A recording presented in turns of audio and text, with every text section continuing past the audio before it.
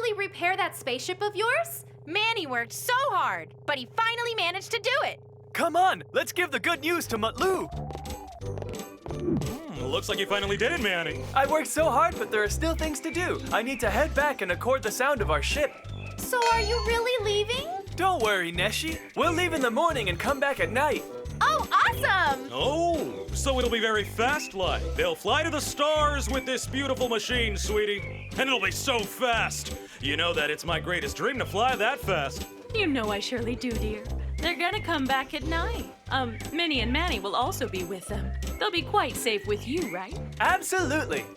You know, you should really go along with them, Neşe, sweetheart. And you too, Mutlu.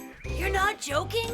Are you serious? Are we going to the stars? Are you really considering letting us do that? For you to be the first ones to fly to the most remote parts of the galaxy? Absolutely. Yay! That's so cool! You can see all of us whenever you want from this screen here. Oh, this is perfect. Well, all right then. Go on quickly and return safely. We'll be back for dinner. Are you ready, everyone?